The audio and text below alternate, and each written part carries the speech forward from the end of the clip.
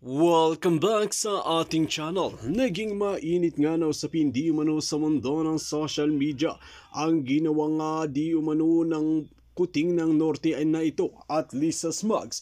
Ngayon nga ay talagang nabubuking na at naglalaglagan na ang magkakasama dahil ang unang linaglag nga ay si Kuting at si Lisa Smugs. Dito nga natin makikita mga kaibigan na talagang bistado nga ang smart magic na ito. Makikita natin na si Attorney Glenn Chong ay talagang pinag-aaralan at matagal niya na itong iniimbestigahan sa mundo ng social media, lalong-lalo na sa loob ng Malacanang, at talagang hindi nga tinatantanan hanggat hindi napaparusahan.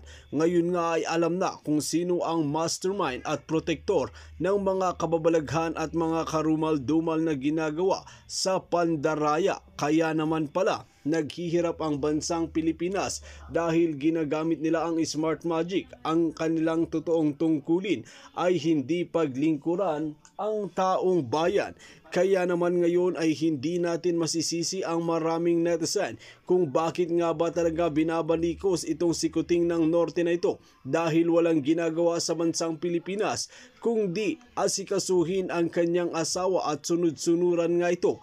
Banat pa ng maraming netizen na puppet king at puppet na pangulo nga si Kuting ng Norte na ito, at wala talagang kwenta na kailangan ng bumaba sa pwesto at palitan na ni VP Sara Duterte na totoong may puso sa bansang Pilipinas. Well mga kaibigan, para nga sa karagdagang impormasyon, panoorin nga natin ang buong video. At kung bago ka lamang sa aking channel, huwag kalimutan i-click ang subscribe button at notification bell para lagi kang updated sa ating mga bagong video. At para sa solid viewers natin dyan, maraming salamat sa walang sawang pagsuporta. Smartmatic ng tuluyan dahil nga yun sa kay Bongbong Marcos Kuting, ang Smartmatic ay nandyan sa Pilipinas para mandaya. At ngayon ay siya ay tinalikuran niya na yung laban na yan dahil nga nakipagsabuatan ang kanyang asawa sa owner ng Smartmatic based sa signed affidavit ni Attorney Glenn Chong. So ngayon mga kaibigan, mainit-init na balita, actually yes, kahapon ay ito ay ibinasura o niligwak ng COMELEC itong loan bidder, okay? Dito sa itong loan bidder, ito basahin natin sa CNN.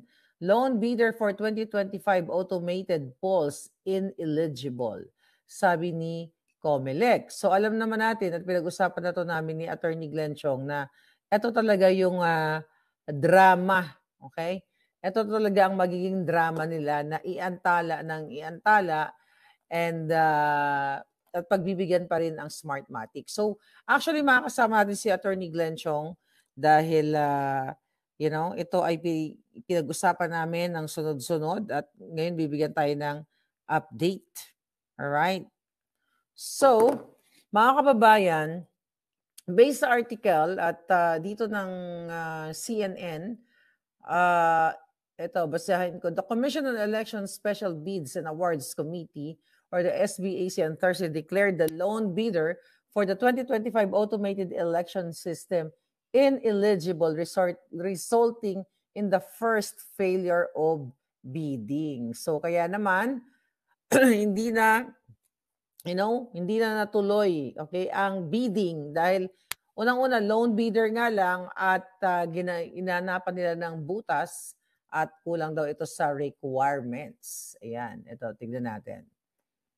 Nga palangga, nakakagalit talaga dahil ito yung sinasabi ni Attorney Glenn Chong actually na talagang gagawa ng drama ang COMELEC para maipasok pa rin nila ang Smartmatic. Ito na si Attorney Glenn Chong. Ayan, mga kababayan. Ayan. Magandang araw. Attorney Glenn, ayan, salamat at nakabalik ka na sa Pilipinas ng safe and sound. Ayan naman. So bumati ka muna at marami sa iyo na ating mga kababayan, na makabalik ka ng safe sa Pilipinas dahil lalo ngang matindi ang ating laban. Thank you, Ate Claire. Ang mga kababayan, ako po ay nagpapasalamat kay Miss Maharlika dahil ngayon is already 2:30 in the morning sa Los Angeles, California. At nakiusap po ako sa kanya na let's go live now. Kailangan nating pag-usapan itong kaganapan ng December 14. Ito yung kahapon yata, 15 today. I was still on the plane nung nangyari ito. Just before I left, di ba, nag-live po kami ni Mama Harlika. Maagang-maaga yun doon sa LA kasi malayo yung nilakad namin that day. So, sinabi ko, bantayan natin yung December 14. And while I was on board the plane, kanina na ako dumating ng umaga, ito na nga yung balita na iisa lang ang bidder na nag-participate doon sa bidding. So matandaan po ninyo, Ate Claire, mga kababayan, sinabi ko po na original schedule ng pagbukas ng bid documents dito sa 18.8 billion na kontrata para sa mga makina, sa mga vote counting machines ay end of November. Hindi pa po ako nakalis noon papuntang Amerika. End of November. Kaso, nilipat ng COMELEC, pinagpaliban yon at nilipat to December 12. Ang sabi ni George Garcia, natandaan ko, dati sabi ko walang rason, pero may rason pala ang COMELEC para mas marami daw ang makasali sa bidding process. Kasi yun yung gusto nila, ostensibly, apparently, yun yung pinapakita nila sa atin. Gusto nilang mas marami ang sumali. So, yun yung rason nila. November, end of November, nilipat nila yung deadline for the submission of bids and opening of bids to December 12 para mas marami ang sumali sa bidding process. Pero before that, mga kababayan, sinasabi na palagi ni George Garcia, bukang bibig po niya to, mga 4 o 5 bidders ang sasali. 4 o 5 bidders ang sasali.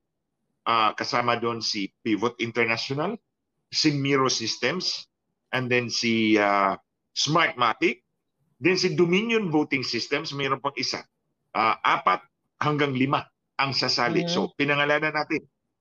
Dominion Voting Systems, partner ni Smartmatic dati. Si Smartmatic, Miro Systems, and then Pivot International. Then, pagka 12, nilipat na naman nila to December 14. Ito yung kahapon, mga kababayan, Ate Claire. Lo and behold, isa na lang ang nag-drop ng bid documents. Mga kababayan, you have the right to know. Ito yung drama nila. It's a very circuitous drama, pero napilitan silang gawin ito dahil maingay tayo. Maingay si Miss Maharlika, maingay akong maingay kayo, mga kababayan. Napilitan silang gumawa ng napaka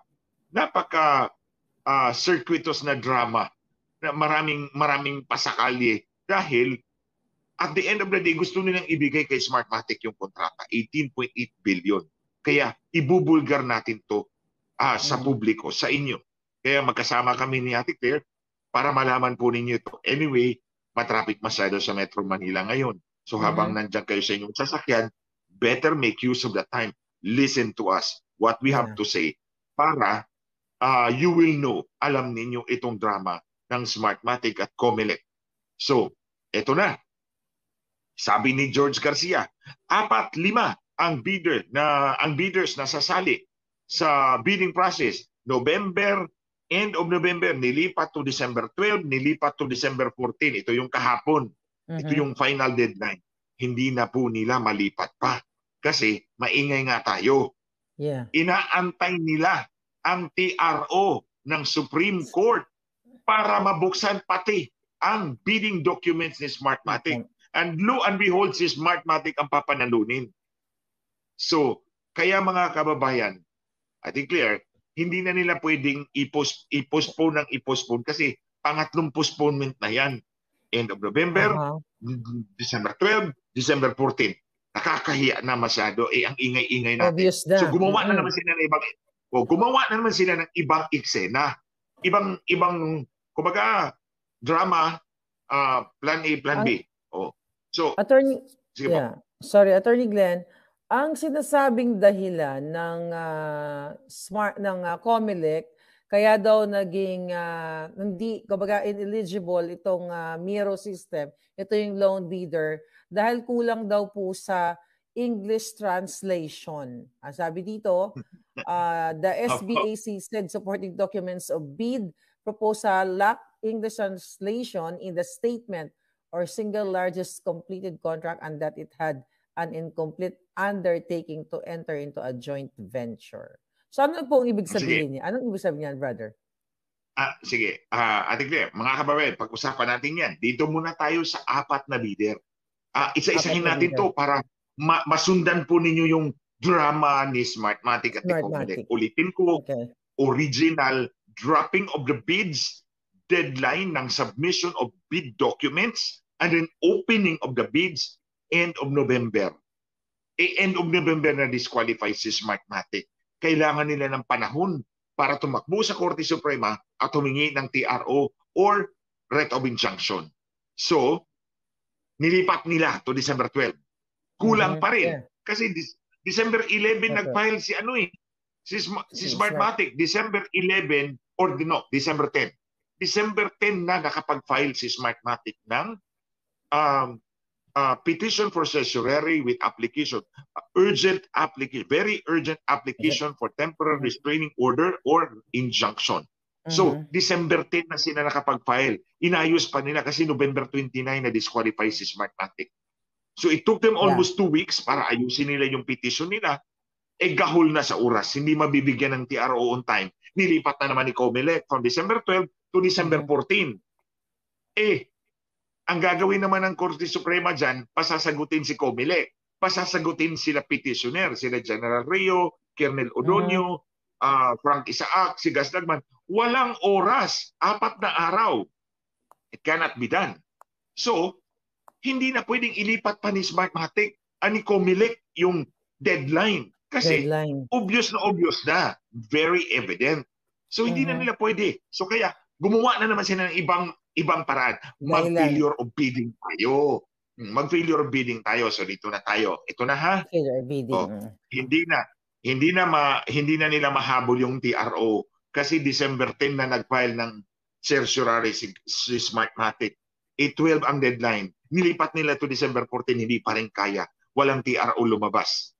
So bibigyan nila ng time. Ang time ay hanggang January 2024. So mataas pa ang panahon, 1 buwan. So, binibigyan talaga nila si Smartmatic ng time. Now, dito tayo sa 4 na bidder. Sabi ni George Garcia, mga kababayan, binabandila niya. 4-5 ang bidders na mag-join. Pinupospone namin para mas marami pa ang mag-join. Wala namang nag-join, ang 4 pa rin. Bakit on the day, December 14, nawala yung 2? Kasi 3, 4. Si Smartmatic tanggalin na natin kasi disqualified. So, natira 3. Pivot International, Dominion Voting Systems, at si Miro Systems. Okay, 3 ang natira. Bakit sa araw na yun, isa na lang ang naghulog ng bid? Ang Miro Systems na lang. And mind you, mga kababayan, biglang nawala si Dominion Voting System na partner ni Smartmatic dati sa 2010-2013 elections. Biglang naglaho na parang bula si Dominion Voting Systems at ito ang sinabi ni Pivot International. Nag-attempt daw sila na sumali sa bidding. But later, they deemed it inappropriate to offer a bid. Walang kwenta yung withdrawal nila. They deemed it inappropriate to offer a bid. Bakit inappropriate to offer a bid? 18.8 billion pesos ang kontratang pinag-uusapan natin. 18. Kahit sinong kumpanya, mga kababayan, hindi palalagpasin ang 18.8 billion pesos na kontrata. Kung gusto mo talagang manalo, maliban na lang kung nagpabenta ka. Nagpasettle ka. So, I find the reason ni Pivot International to deem it inappropriate to offer a bid. In the first place, ba't ka nag-participate? Pumunta ka doon sa meron niyang parang conference, pre-bid conference. Meron niyang pre-bid conference eh. Lahat ng prospective bidder, pumunta kayo sa Comelec, pag-usapan natin itong kontratang ito. Pumunta kayo doon. nag-express kayo ng interest that you will join it, suddenly, we deemed it inappropriate to offer a bid. So questionable yun. Nawala din si Dominion Voting Systems. Ang natira, si Miro. Bakit, mga kababayan? Exactly, i-disqualify si Miro para magkaroon ng failure of bidding. Bakit? Kung tatlo ang nag-join, mga kababayan, walang failure of bidding dyan. Tuloy-tuloy ang bidding process. So, kailangan mag-withdraw ang dalawa para isa na lang ang matira, then disqualify, then failure of bidding. Yan ang drama, mga kababayan. Because we do not find it plausible. I mean, hindi makapanipaniwala that Pivot International would suddenly withdraw and deem it inappropriate to offer a bid. Sumali kayo dun sa pre-bid conference. And then, ano na lang yung kwenta ng pinagbabandila ni George Garcia dyan na mag-bid si Dominion, mag-bid si Pivot International, mag-bid si Miro.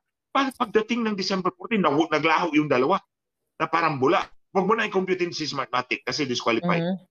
So, ang reading ko dyan, mga kababayan, Ate Claire, ang reading ko dyan, pina-withdraw yung dalawa.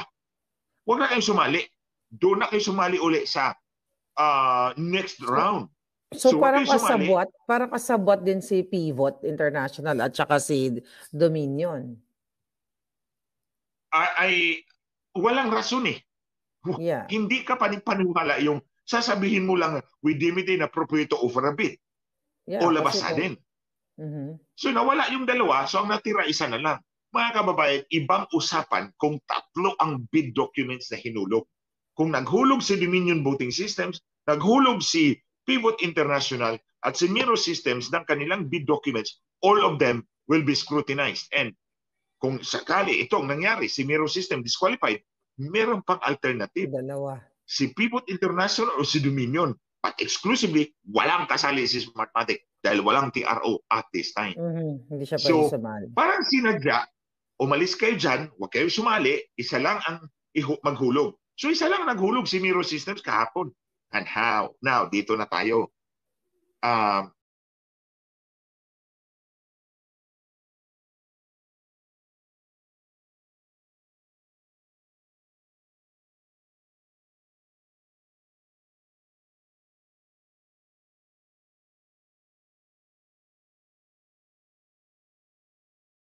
Consult you on this matter, being the HR department head? Honestly, no sir. Yung qualifications to become para mag-task advancer kung kinonsult ako ni Gov, Yes, ma'am. hindi po sir. Kasi ang usapin dyan, kinonsulta ni Governor yung treasurer, and then kinonsulta ka rin kung sino ang pwedeng mag-cash advance. So the information that we had is not true. Na kinonsulta po ako ni Yes, Governor. ma'am. Hindi, I do not remember, sir. I do not remember any moment that he asked me kung sino ang mga qualified na mag-cash advance po. Okay. Ma'am Natividad, Yes sir, Your Honor. hanggang ngayon tatrabaho ka pa sa probinsya ng Cagayan? Yes sir, I was hired as the consultant on HR to the So, Governor. Through memorandum agreement. So you are no longer an employee of the province of Cagayan, but through an agreement, you become a consultant of the office of the governor, I suppose. Yes, Your Honor. Since when you become a consultant of the office of the governor? If you can recall. If my memory serves me right, July. I think it's July of 2022, sir. July of 2022. If my memory serves me right. Before of July 2022, you were an employee of the province of Cagayan. Yes, sir. Up to May 18 po. May 18, 2022. And Yes. what position, ma'am? The provincial government department head po sa HR po. Okay. So you are the department head Yes, Your Honor. from up to May 18, 2022, right? Yes, sir. Yes, sir. And you become the consultant on July 2022. Yes, Your Honor. Okay. So there was an election on May 2022, right? Yes, Your Honor. Then what is your participation, if there is any? Well, I do not remember any participation in the election, sir, because I am a government employee, and then a government employee should be non-partisan. Okay. So May 9, 2022 was the election day, and you retired from being a department head, HR of the province, 9 days after the of May 2022, right? Yes, Your Honor. Okay. Prior to your retirement, do you know this Helen Donato? Yes, Your Honor. And what is the position of Helen Donato in the province of Cagayan? Ms. Donato is the Provincial Social Worker Development Officer po, the department head of the Provincial Social Welfare Office po. This Mila Malonga, I know her, sir. Mamba Manuel, I know him too, sir. Maria Anita Obispo, Yes, sir. I know her. Vita Vergara, I know them. you know this Rosel Bungkad. Yes, sir. So Amelia Manalo, Yes, sir. I know. Christine Reyes. Yes, Okay. sir. I know her. What is common on the above name I mentioned to you? If you have knowledge, Ma'am Natividad. They are all holders of second level positions, sir. Okay. Because they are holders of second level positions, are they allowed to receive cash advances? Do you know this one? I am not in position to answer that, sir, because totoo lang, hindi ko po alam, sir, kung qualified silang mag-cash advance. So the office of the governor himself did not consult you on this matter, being the HR department head. Honestly, no, sir. Yung qualifications to become para mag-cash advance, sir, kung kinonsult ako ni Gov, Yes, ma'am. hindi po, sir. Kasi ang usapin dyan, kinonsulta ni governor yung treasurer, and then kinonsulta ka rin kung sino ang pwedeng mag-cash advance. So the information that we had is not true. Na kinonsulta po ako ni Yes, Governor. ma'am. I do not remember, sir. I do not remember any moment that he asked me kung sino ang mga qualified na mag-cash advance po. Okay. So thank you, ma'am Natividad. Now, Thank you too, sir. I would like to go to the COA if, sir, ano ba yung policy natin when an employee of an LGU has the authority to receive cash advances? What are the qualifications? First, they should be banded, sir. They should be banded, and they should and their position requires them to have possession of money or property, sir. And if in some cases, sir, they can be designated by the LCE for to be designated as special dispersing officer, sir. Okay, so And we they have must be permanent employees, sir. so we have three, They must be or we have permanent. four. Yes, sir. One permanent employee, Yes, sir. second salary grade. Of course, there are brackets. There is no provision, I think, in the rules, Your Honor, that salary grade is considered, Your Honor. So permanent employee, Yes, Your Honor. permanent employee, banded, and at Yes. the same time, the last, what was the last? If they are not, LCE, who will Yeah. determine it? yes, Your Honor, they can Now, be. Were you able to conduct an audit or investigation? Who among those who receive cash advances qualified to receive such? Like, for example, I have a copy of the names of the employees of the province of Cagayan who were designated by the LCE to receive cash advances. Were you able to audit them?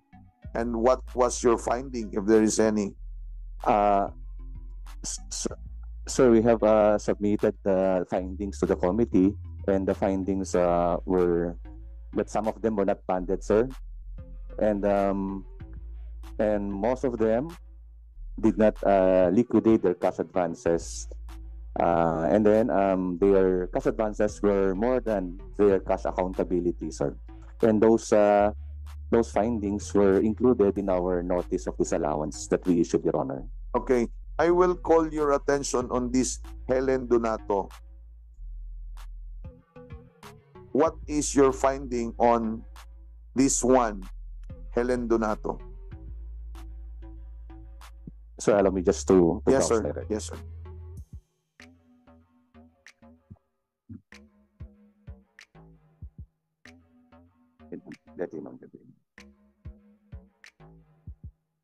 While the COA is still looking at the official documents, let me inform the members that during the previous hearing, yung tatlong accountable officers that was questioned by this committee already admitted that they don't have the capacity to pay.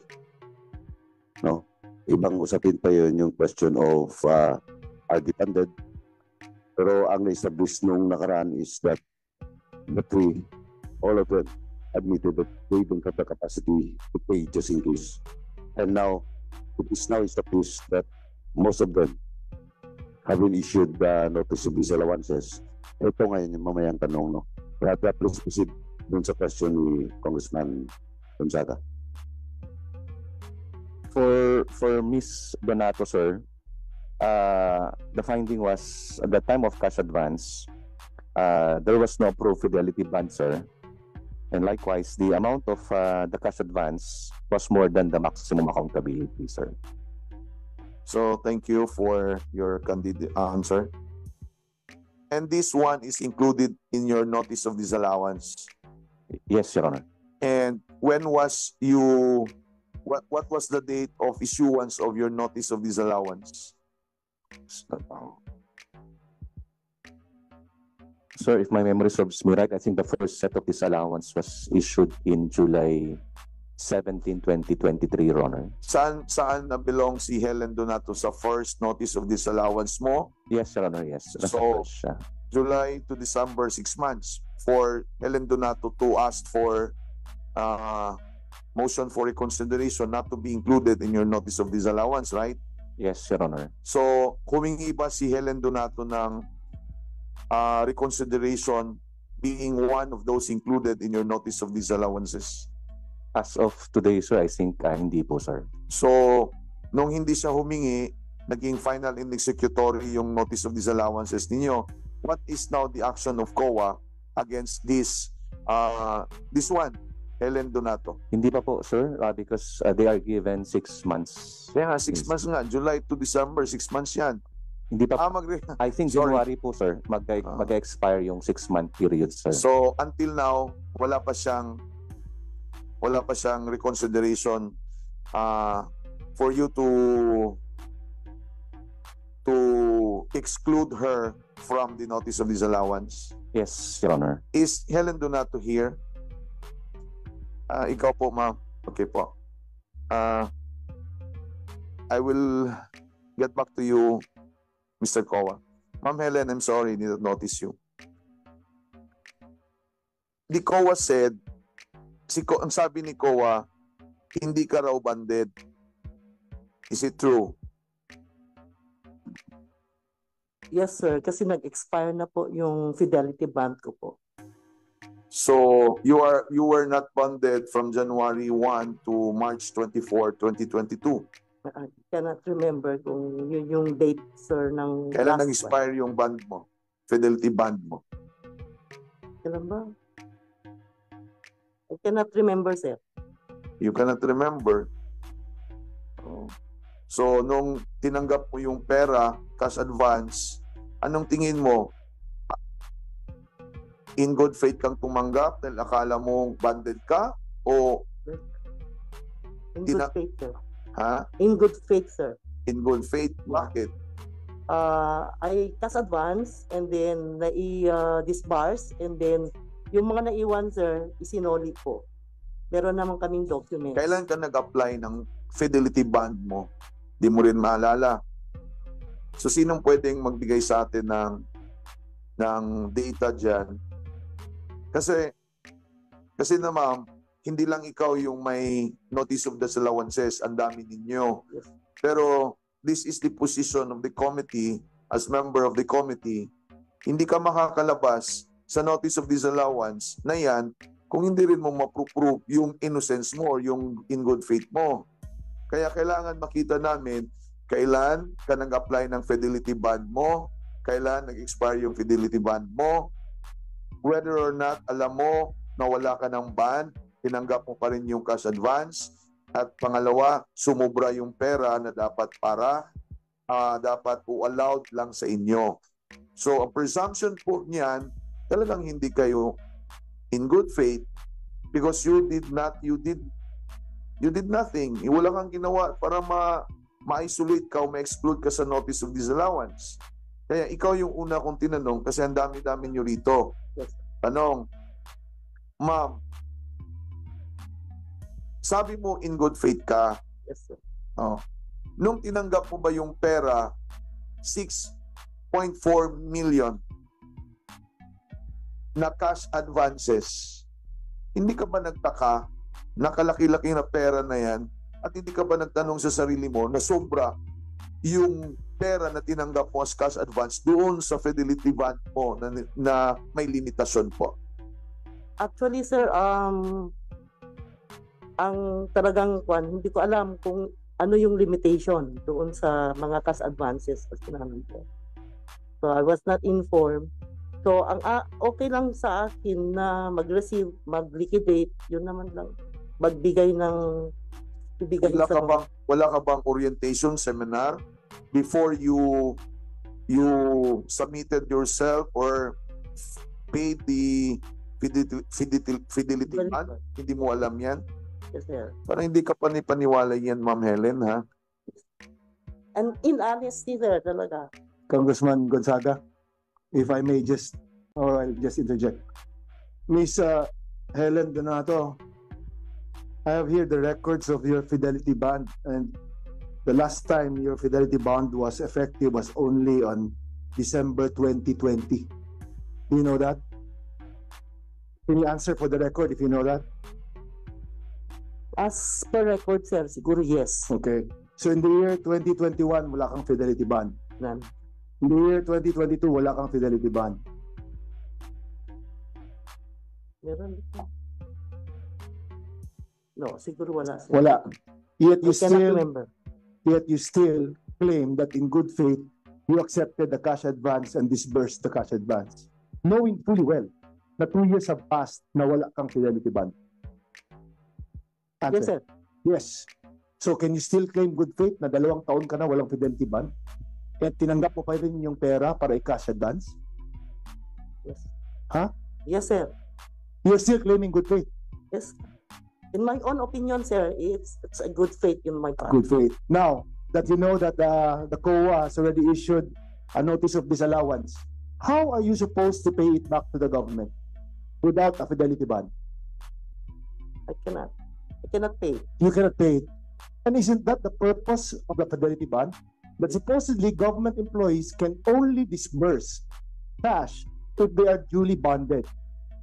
And the purpose of the bond is to answer for the cash advances just in case COA, as in this case, disallows that cash advance. Yes?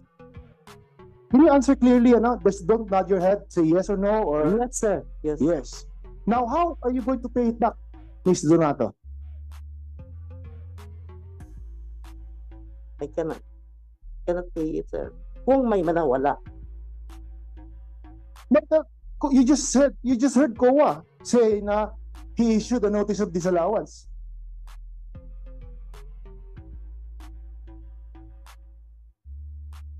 Sagutin ko na lang yun, sir, yung notice of disallowance. Sagutin mo na lang. Okay. So, ako I mean, it's very unfair on the part of government employees na parang fully well na hindi ka na-banded. Alam mo, 2 taon na lumipas eh. Diba? Tapos yet you still accepted that cash advance to supposedly disburse it to people. And you can no longer claim good faith eh. Kasi 2 taon siguro, pag 3 months lang or 2 weeks lang lumipas, okay lang. Diba? Kasi nakaligtaan lang or you forgot about it. 2 years. How can you claim good faith? How can you let people understand that you are acting in the full belief that you still had coverage to pay for or reimburse the government just in case the COA, as in this case, disallows that cash advance? You're doing a disservice to the people of Cagayan. Now, who directed you or who ordered you to make that cash advance and to disburse that money? Sino nag-order sa inyo?